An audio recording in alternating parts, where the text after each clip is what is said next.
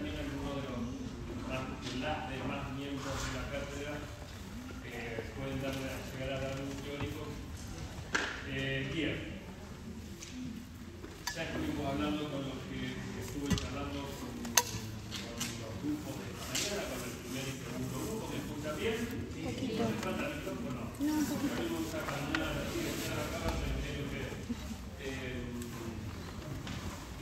Estuve hablando con algunos de esta mañana y espero que sea la última tanda que padece el problema de haber usado histología sin microscopio. ¿No es así? Sí. Entonces, si no manejan, o sea, la materia en los trabajos practicados fundamentalmente el elemento que van a contar es el microscopio con los preparados. Ustedes que son muy duchos con los celulares, también vamos a jugar bastante con los celulares, porque como explicamos en la clase, en la primera clase, vamos a ver la modalidad de evaluación, lo que antiguamente se llamaba primer parcial, segundo parcial y tercer parcial, las instancias evaluativas, como ustedes sabrán y lo habrán comentado en los chismes de pasillo, que el año pasado hubo 3 formas distintas de evaluar con ponencia,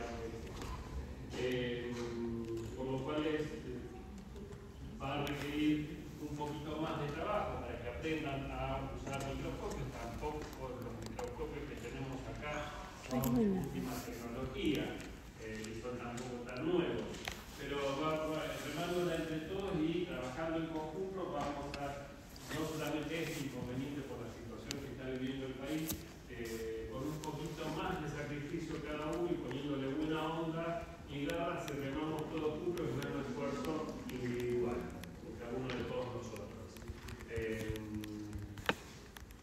Si no entienden, me preguntan, interrumpan la clase. Esto no es que hay un rolo y delante donde estoy yo y ustedes son entes pasivos que solamente escuchen, si entienden, y si no entienden, no preguntan. Si no entienden, preguntan y no tengan miedo al ridículo, porque nadie es ridículo. Nadie nació sabiendo. Esto vamos a empezar a movernos ya desde el primer teórico con las bases de lo que son las patologías generales, pero en nuestro caso fundamentalmente centrado en lo que sean las patologías bucales, estrictamente de boca, o bien manifestaciones sistémicas que se pueden llegar y podemos como odontólogos detectar en boca. Pero por clase inicial vamos a dar qué problemas tienen, o sea, todos sabemos que la célula es la unidad más pequeña, anatómica y funcional de cualquier organismo. Entonces vamos a partir de esa pequeña unidad, los problemas que tenga frente a distintas situaciones, si se puede defender, adaptar o no hacerle frente a ese problema para seguir adelante o claudicar. ¿Sí? Entonces vamos a ver un poquito de células, yo les voy a explicar. Trato de hacerlo sencillo, tampoco es, lo quiero hacer bastante intenso. Alguien se quedó afuera. Lo que pasa es que viene un puerto para terminar parcial, la que abrió la puerta. Vamos a hacer terminar el puerto en primer parcial. Con la actividad. Bueno, básicamente todos los problemas que tienen las células, sepan ustedes que antes, lo que ustedes ven en la clínica, o van a ver durante el año, que es esta semana, en la clínica, sea cirugía, estomatología y las demás materias, lo que se ve clínicamente, la manifestación de una lesión tiene su explicación microscópica. Y a su vez, cuando estemos en la cátedra, las alteraciones, le vamos a tener que enseñar cuáles son las alteraciones puntuales, porque la histología hace 4 años que, repito, la cursaron sin microscopio. Es lo mismo que hacer cirugía sin haber anestesiado o sin haber hecho extracciones. Anatomía patológica sin microscopio es prácticamente igual o un poquito más complicada porque se asocia a la clínica que histología sin microscopio. Y ya en el siglo, no en el siglo pasado, en el otro siglo, a mediados del 1800, Virchow, que ya lo vamos a nombrar porque Virchow descubrió muchas cosas en la anatomía patológica, dijo que planteó el problema que el padre de la anatomía patológica planteó este principio, que prácticamente todas las formas de patologías o de lesiones orgánicas que sufrimos comienzan con alteraciones moleculares o estructurales dentro de una célula. Entonces, célula que tiene problema o lo soluciona o se lo pasa a las demás, y si no lo pueden solucionar, vamos a tener la patología. Y empecemos. Tenemos el siguiente problema. Partimos de una célula normal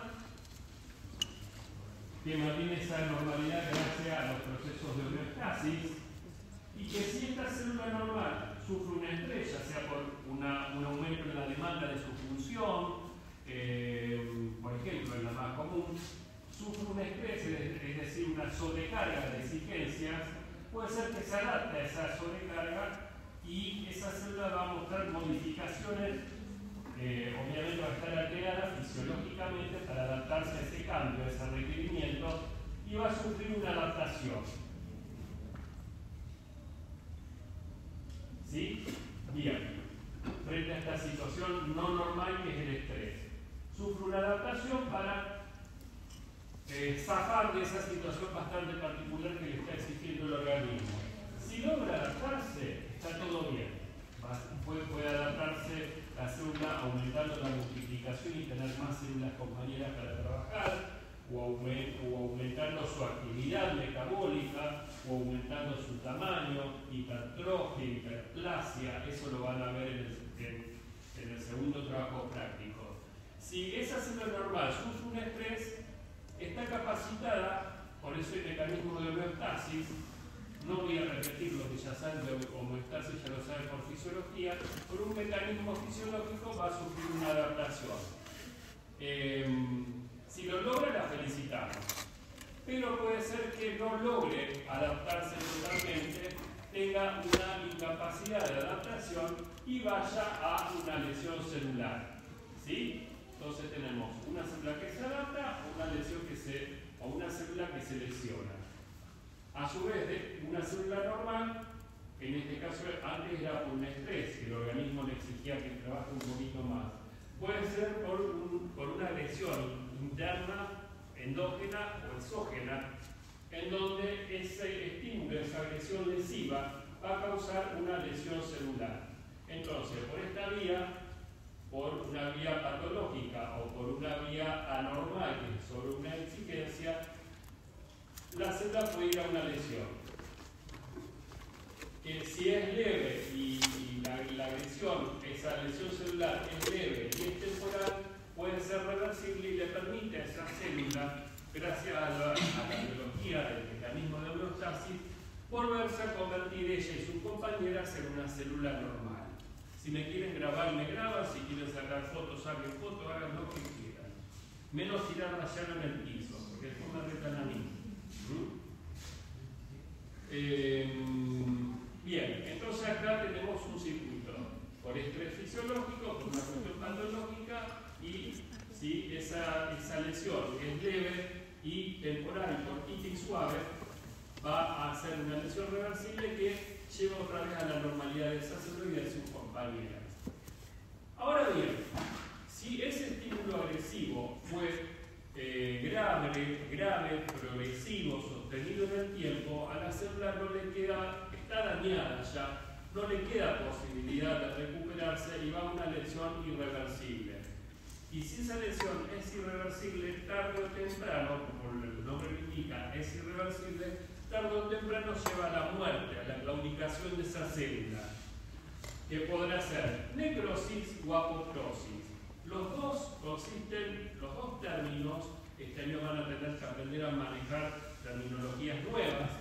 Tanto la necrosis como la apoptosis hacen referencia a la muerte celular. Pero si las dos hacen referencia a lo mismo, ¿cuál es la diferencia? Que la apoptosis es, y lo vamos a ver varias veces en los prácticos, la apoptosis es la muerte celular programada. toda célula de cualquier tejido nuestro o de la tortuga que tengamos en casa, del canario, del elefante, del ficus, de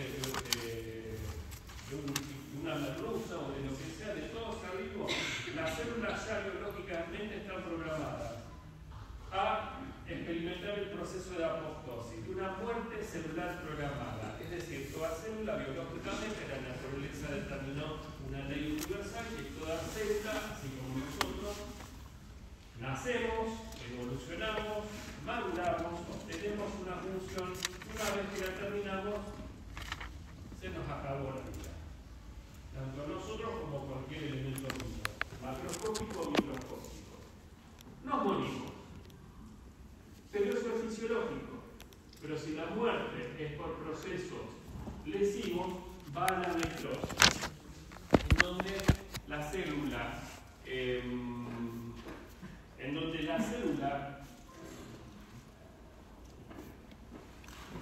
si bien las dos células van a morir, van a mostrar diferentes aspectos. Por ejemplo, partimos siempre de una célula normal, esto es muy esquemático y no me voy a meter demasiado en histología.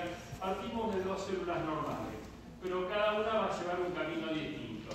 La muerte por apoptosis y la muerte por necrosis. La muerte celular programada por apoptosis, tenemos la célula en estado normal.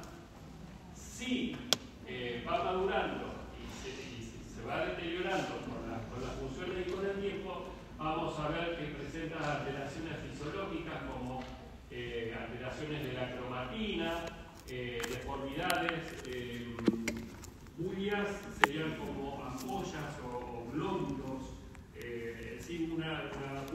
una bulia en latín es ampolla, un globo. Deformaciones de la membrana citoplasmática, y si el proceso sigue, la célula se destruye naturalmente, biológicamente, con fragmentos celulares,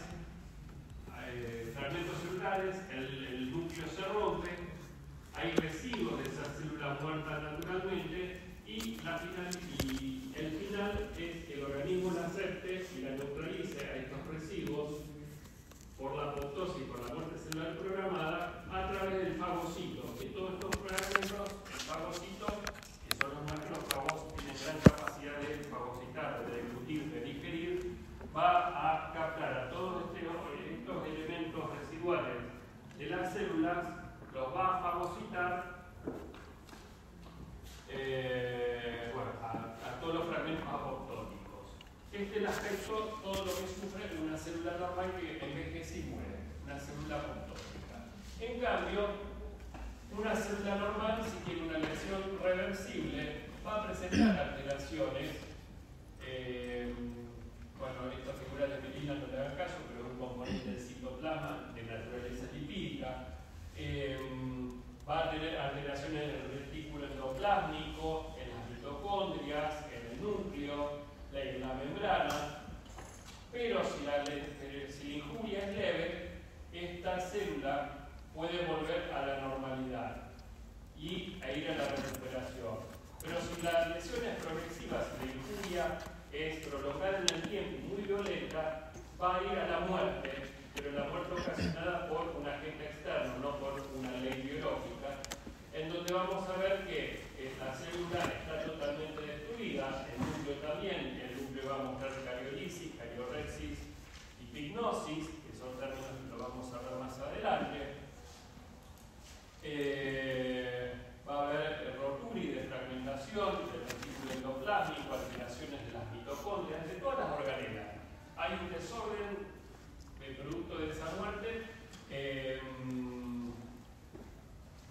Y todos los residuos celulares, la membrana citoplasmática se fragmenta y todos estos elementos quedan disgregados y van a comportarse como cuerpo extraño en el conjuntivo, van a desencadenar todos estos residuos producto de esa muerte celular violenta por agentes exógenos o a veces endógenos, pero no por una ley biológica, van a participar, van a desencadenar el proceso de inflamación. Con los neutrófilos, los basófilos, los citocitos, los vamos a ver más adelante.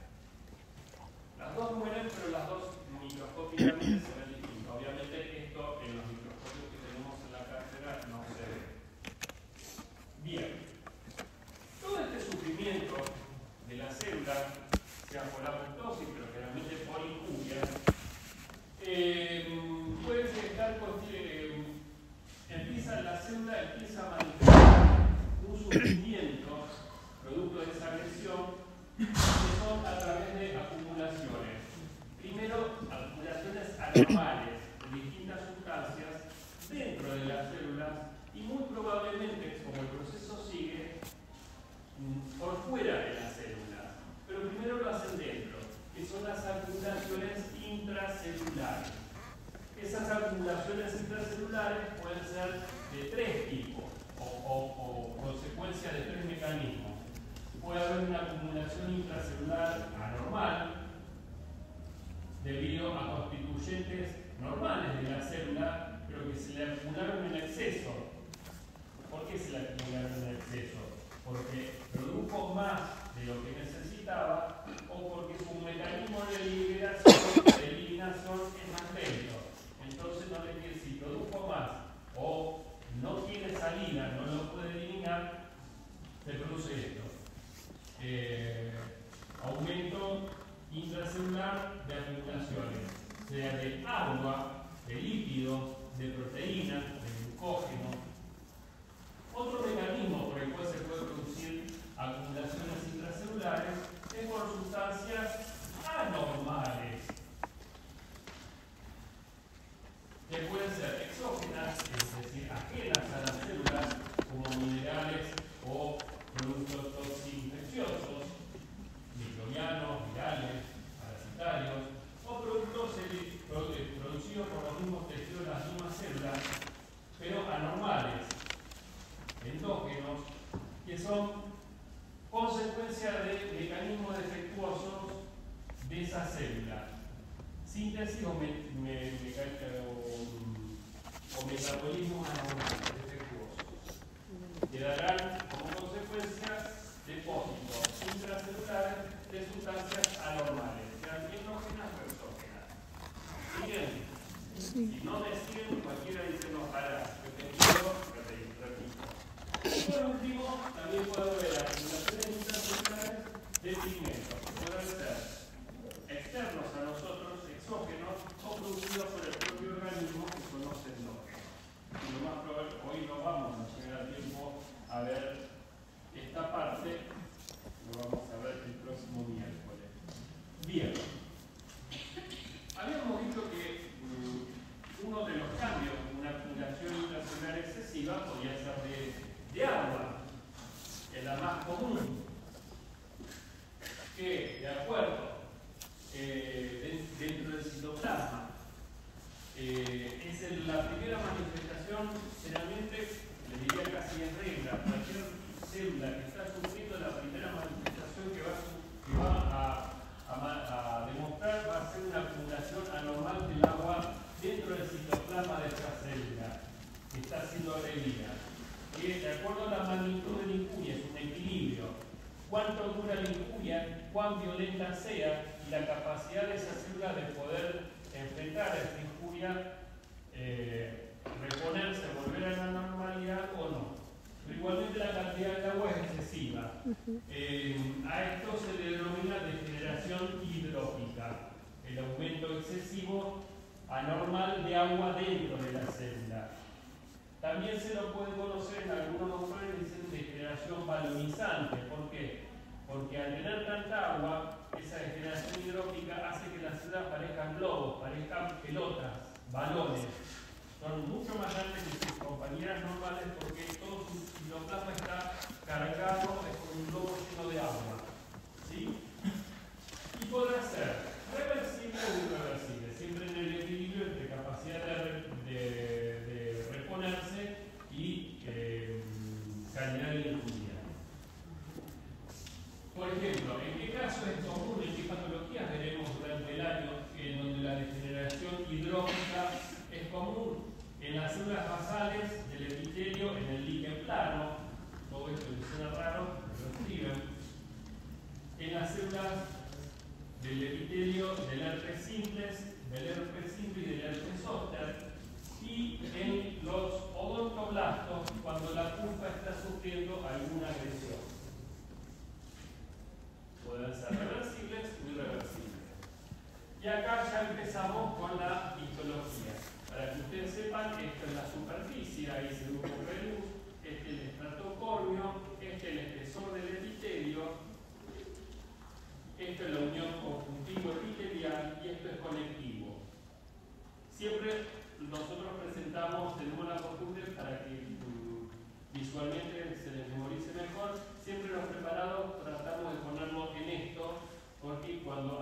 descripción de qué es lo que se ve, vayan por orden. Primero en el epitelio, capa por capa, y vamos profundizando qué pasa acá y después pasamos al colectivo. Yo le había dicho que la degeneración hidrópica se podía producir en las células basales del líquen plano. Bueno, esto que ven acá como un collarcito blanco, con todas pelotitas, muchas veces vos me decís, este me está vendiendo un verso, ve pelotitas con un collar en hilera que el unión conjuntivo epitelial. Bueno, sí, mentira que me gusta. Con mucha imaginación en la anatomía patológica siempre se recurre a comparar en cuentas de collar, en patas de elefante, siempre en cartáfilas de cebolla, en huevera, en pompas de jabón, siempre en anatomía patológica internacional se compara con cosas cotidianas. Y yo le dije que las células basales del líquen sufrían degeneración hidrópica. Este es el estrato basal, la parte más profunda del epitelio, y acá para arriba del epitelio y acá para abajo el conectivo. Y todas estas más claritas son las células basales gordas, humefactas, cargadas normalmente de agua, en degeneración hidrópica. Es el mecanismo que caracteriza al inicio de esta patología. A mayor aumento vemos una cresta, un trozo, una cresta, una proyección del epitelio que se llama cresta. Esto es estrato espinoso, esto es estrato basal y esto es conectivo. Y fíjense que algunas células están normales, basales, pero estas no. Estas están en degeneración hidrópica o balonizante, como más le guste. ¿Se entiende? Si quieren pueden sacar fotos, hagan lo que quieran. A mí no me molesta. Habíamos dicho también que podía pasar en la pulpa cuando estaba siendo agredida y quienes lo sufrían. Realmente todos estos procesos de generación hidrópica, de generación glucogénica, de generación proteica, de generación lipídica, generalmente lo manifiestan las células de los parénquimas de los tejidos u órganos, no tanto la de los estromas. Si es la de, ya tendrán que saber lo que es un estroma y lo que es un parénquima. Si esos procesos afectan a las células estromales no es tan importante, si bien es patológico no es tan importante. El problema es cuando nos está afectando estos procesos, que empezamos y los que vamos a ver, cuando, y son más típicos también, cuando nos afectan las células más nobles, las células de los parénquimas. Y acá vemos pulpa. Recién es una pulpitis, esto es pulpa, esto es dentina y esto es la empalizada de odontoblasto. Y si ven, están todos uno al lado de otro, pero fíjense que hay algunos más blanquitos que otros, algunos conservan la normalidad y otros no. Estos ya están en degeneración hidrópica. Degeneración hidrópica de los odontoblastos de la pulpa injuriada.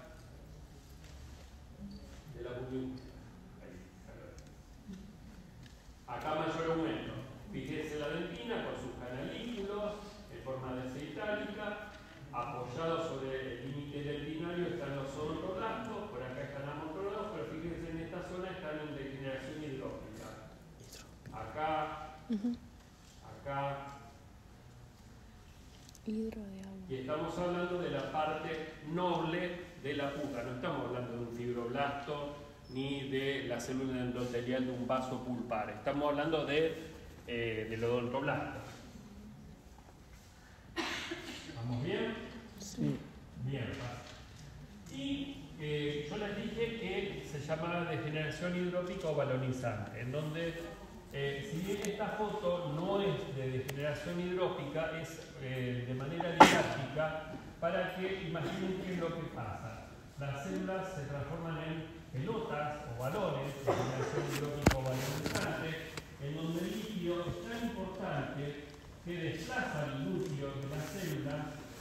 Y cuando es extremadamente ya irreversible, violenta y sostenida en este espacio, ya la degeneración hidrópica es irreversible, causa aplastamiento o destrucción del núcleo, y acá placa pasa a llamarse degeneración reticular. ¿Por qué reticular? Exacto. Porque quedan solamente los contornos citoplasmáticos, los núcleos desaparecieron y queda como un reticulado, un dibujo como en red. Por eso degeneración reticular. No se observan los núcleos, solamente se observan las células cargadas de líquido con un citoplasma, parecen pelotas. Algunos núcleos están, otros desaparecieron.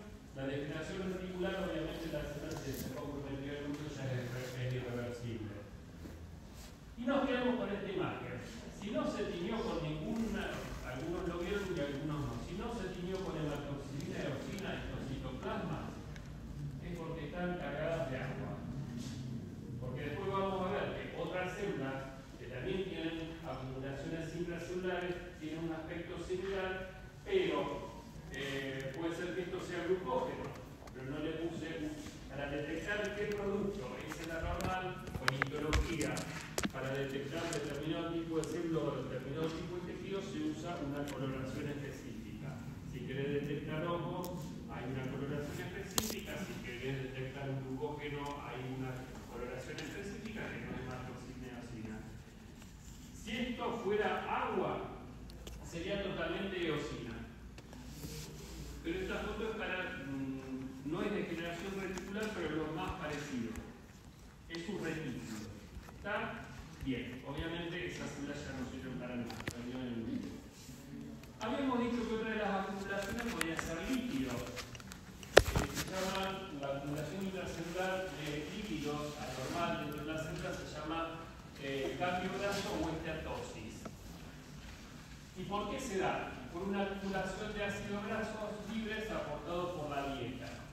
Generalmente la esteatosis o degeneración grasa puede ser por situaciones anormales del metabolismo de la célula que está metabolizando mal, o forma parte del gran capítulo de patologías de enfermedades por acumulación o almacenamiento excesivo. Como en este caso puede ser el caso, puede ser como ejemplo la obesidad, puede ser como ejemplo el alcoholismo. ¿Y qué tipo de líquido? Puede ser colesterol, de colesterol, triglicéridos, ya sea aportado en exceso por la dieta o mal metabolizado en la célula o producido en exceso. ¿Qué órganos son los más afectados por la acumulación intracelular de grasas, de líquidos? El hígado, quien no ha escuchado, hígado graso. Tiene de hecho, por ejemplo, en la hepatitis, el hígado sufre daño hepático por hígado graso. El que tiene hígado graso tiene alta posibilidad de tener cirrosis. El que tiene cirrosis tiene alta posibilidad de tener cáncer hepático. El hígado, el corazón, el músculo, el riñón y la etiología de la esteatosis o acumulación lipídica puede ser toxinas, diabetes, desnutrición o malnutrición proteica, obesidad y alcoholismo. Tengo todas puntas. Bien. Puede ser que la acumulación de estas grasas dentro de la célula sea leve, entonces le da la posibilidad a la célula que se recupere, que las digiera esas grasas, entonces el fenómeno será reversible. O bien cuando la acumulación es grave o la anoxia es importante, será irreversible y la esteatosis o acumulación intracelular de grasas será una precursora de la necrosis, de la muerte celular. No la apoptosis, sino la necrosis. Bueno, ¿cómo se ve un órgano macroscópicamente a simple vista? Obviamente una pulpa no. Hablamos en boca todo lo que sea biopsia, anatomía patológica sobre trocitos de tejido muy chiquitos porque no somos gastroenterólogos que trabajamos en estómago, intestino, hígado. Todo lo nuestro es todo chiquitito. Las cirugías son chiquititas, las cavidades son chiquititas, las endodontias son microcirugías. Un órgano enfermo por esteatosis, es decir, acúmulo intracelular y también extracelular de grasa, el órgano tiene una tonalidad amarillenta, la consistencia cambia, se torna blanda, dado por las grasas, y un aumento de volumen. Esa es la descripción macroscópica de una pieza patológica, de una pieza enferma por esteatosis. ¿Y qué nos dice la microscopía? La microscopía nos dice que en esas células vamos a ver pequeñas gotitas o inclusiones o vacuolas rodeadas muy chiquitas dentro del citoplasma, rodeadas por membranas dentro del citoplasma, parecen gotitas de lluvia o de rocío muy pequeñas, inclusiones o vacuolas rodeadas por membranas que son los liposomas, que están flotando en el citoplasma. También, si el proceso sigue, es como echar gotitas de aceite en el agua, que echan una, dos y quedan separadas, pero a medida que van echando, después se empiezan a juntar. Bueno, si esas pequeñas intrusiones se fusionan, porque hay una alta carga lipídica, va a llevar a la formación de grandes vacuolas que van a estar apoyadas al núcleo e incluso lo desplazan y lo comprimen contra la periferia de la célula. ¿Qué es lo que hablamos antes? Grandes vacuolas. Puede ser que se siga acumulando en esa célula, la célula revienta, la célula estalla, claudica y todo ese material lipídico va al espacio extracelular formando espacios tisulares cargados de grasa. Ya estamos hablando de, lo vamos a ver después, de lípidos en el medio extracelular, acumulaciones extracelulares.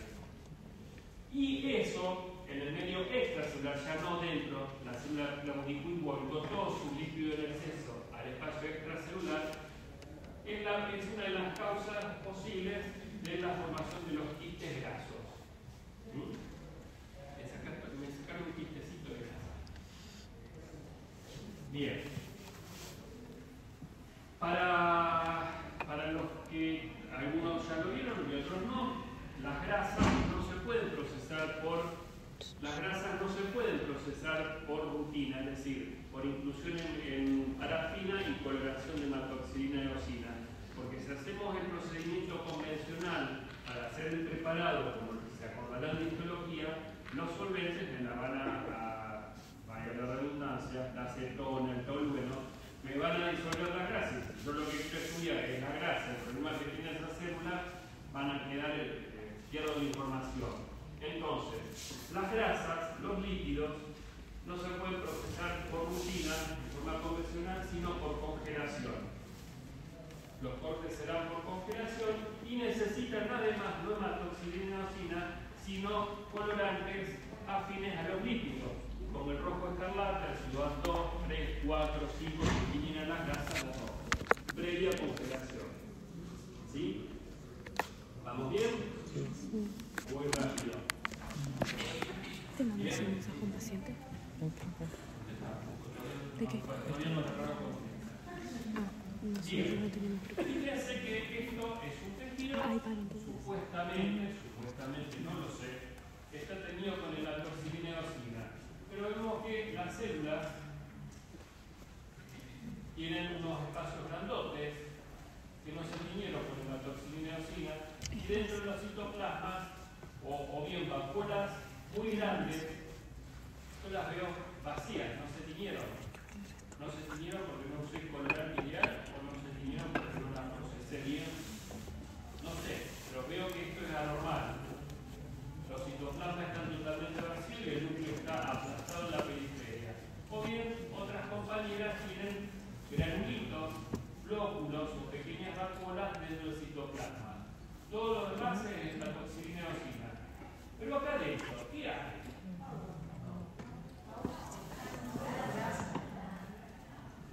Y para saber qué hay ahí, si es agua o no es agua, tengo que hacer una coloración especial. Esto es hematoxilina eosina. La hematoxilina eosina me dice que esos citoplasmas me puede dar una información falsa. Puedo decir que es agua eso, pero es falso. Yo no soy mago, yo me guío de esto de acuerdo a lo que el clínico me da en un informe de la patología que él supone que tomó una muestra, ¿sí? Pero con hematocefalía oscila no me dice nada. Entonces, si uso congelación y uso Sudan 2 o 3, fíjense acá, esto es músculo. Vemos fibras musculares rotas y en ciertos lugares estas células redondas vacías. ¿Están vacías o están llenas de un material que no tomó la toleración? No lo sé, pero sé que es músculo. Lo mismo, ¿es agua o es algo, es otra cosa que no le puse el colorante específico, no lo procesé bien y pierdo la información? Para eso utilizo esta foto es vieja, el colorante envejeció, si no se vería más rojo. Esto es un hígado graso.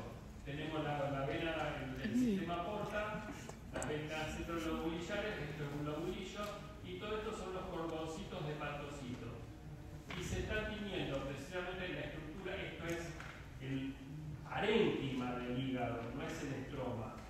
Los hepatocitos acá están todos en degeneración y en grasa. Cuanto más toman la tinción rojiza, más afectados están. Pero acá están todos afectados. Los más anaranjados o los más rojizos. ¿Por qué? Porque a este hígado graso lo procesé según el diagnóstico, teóricamente en el clínico. Acá estoy hablando de, digamos, medicina general, si bien estamos en oncología, pero les tiro como para que tengan ejemplo. Esto es irreversible, es el hígado graso que ya habíamos nombrado, y los hepatocitos están totalmente cargados de líquido. Es irreversible.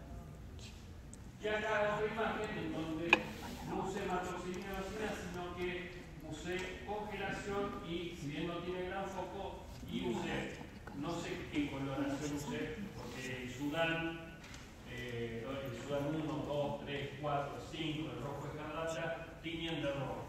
Todo lo que se tiñó acá, el mayor o menor grado de rojo, es grasa.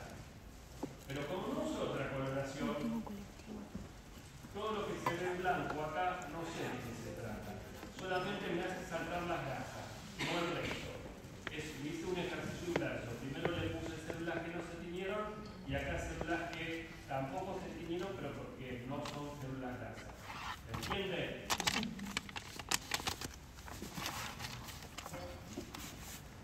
Bien. Hay muchas patologías que están ligadas al acúmulo de, me voy a mover un poco porque hace las 7 de la mañana, en íntima relación con la síntesis alterada de lípidos, ya sea para la construcción de sus membranas celulares. Ustedes saben que las membranas celulares son tricapa, el modelo de tricapa lipídica, o bien con proceso de destrucción de esas células. Entonces, el residuo de esas membranas celulares citoplasmáticas van a arrojar grasas, distintos tipos de grasas, lípidos, triglicéridos, y cuando se acumulan me pueden dar arteriosclerosis, sarcomas y sarcomelasmas, un proceso de inflamación y necrosis por comportarse esas grasas como un elemento raro dentro del órgano conjuntivo, o colesteatomas. Ya vamos a ver qué es cada uno. La arteriosclerosis. En sí, la arteriosclerosis es una forma de aterosclerosis. Pero vamos a decirle, si quieren, por ahora, después de un del año, vamos a afinar la punta del lápiz y analizar. La aterosclerosis o arteriosclerosis es el endurecimiento de las paredes vasculares producto del depósito anormal de grasa en su pared. Lo que hace que pierda la elasticidad y al engrosar la pared de las arterias, la luz del vaso se achica. Vamos a ver vacuolas lipídicas en las células musculares lisas del miocardio, pero también en las túnicas de las grandes arterias, de aorta y otras células macrófagos espumosos. ¿Por qué se ven espumosos?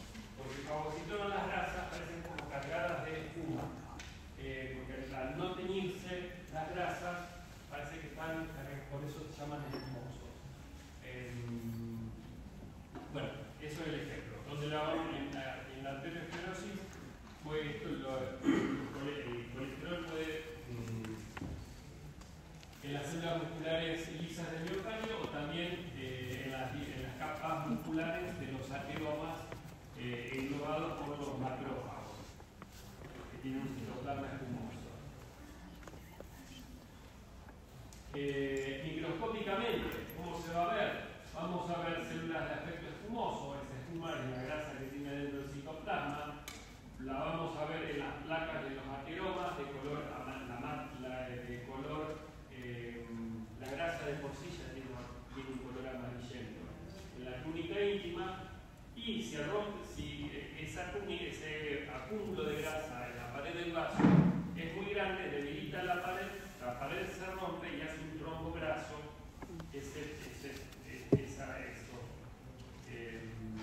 Fragmentos de grasa salen de la circulación, rompen el endotelio, pasan a la circulación y lo más probable es que puede causar una embolia, una trombosis, una embolia, pero un émbolo, no por un coágulo, sino por un émbolo graso. Pero fármaco, no te la puedo. Digamos que hay con las personas que tienen grandes cirugías de hueso o fracturas, entonces la grasa de la médula puede desprenderse de viajar, por eso.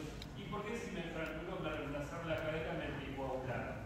Precisamente para que no se produzca esto. Bien.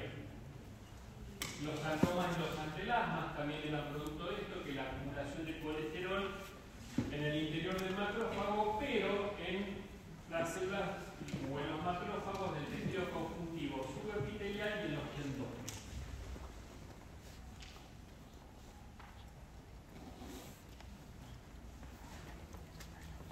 Como dije, las membranas citoplasmáticas eran de naturaleza lipídica. Entonces, cuando hay destrucción, en la inflamación y en la necrosis, los macrófagos espumosos en la lesión celular fagocitan ese residuo de las membranas celulares y dan acúmulos intracelulares de lípidos dentro de los macrófagos. Bueno, sepan ustedes que en la inflamación y en el proceso de necrosis también hay depósitos dentro de los macrófagos de grasas, de lípidos, producto de la fagocitosis de los residuos de las membranas citoplasmáticas que fueron dañadas, de las células destruidas.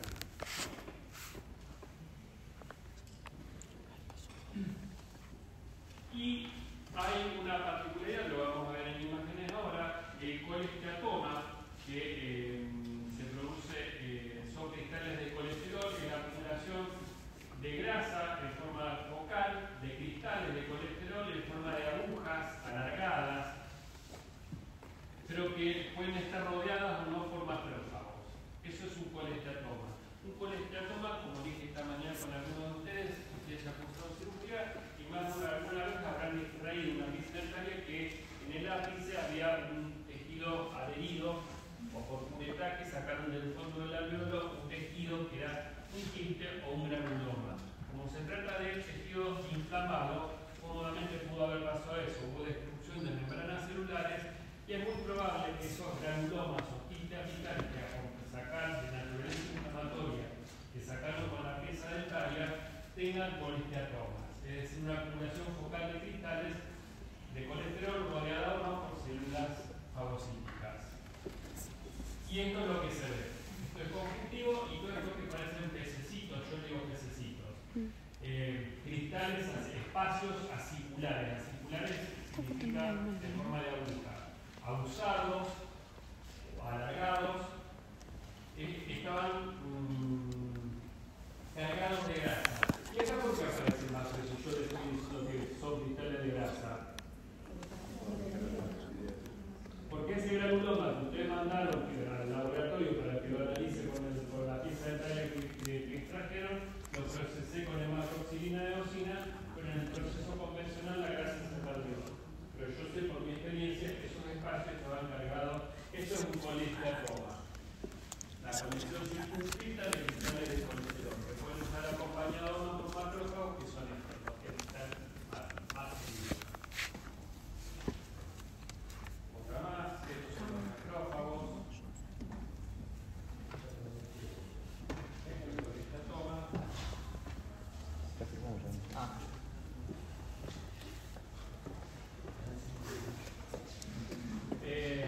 ¿Qué otra cosa se puede acumular dentro del citoplasma? Las proteínas. ¿Cuándo se acumulan? Cuando, o bien, las proteínas son producidas en exceso, más de lo que esa célula necesita, o la incapacidad de esa célula para usarla o eliminar el exceso. Entonces se produce la acumulación anormal.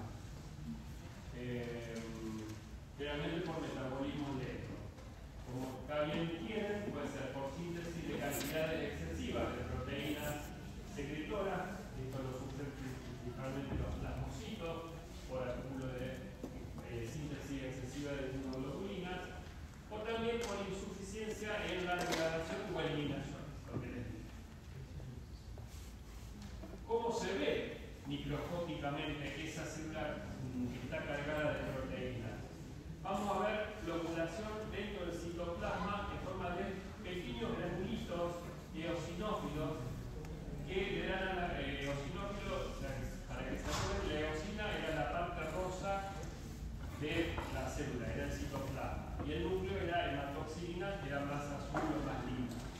Acá las proteínas se van a tener floculan, es decir, flotan, se ven como flotando, floculando en el citoplasma, y esos puntitos muy chiquitos van a tener eosina y le van a dar a ese citoplasma un aspecto como de vidrio esmerilado o de generación turbia o granulosa,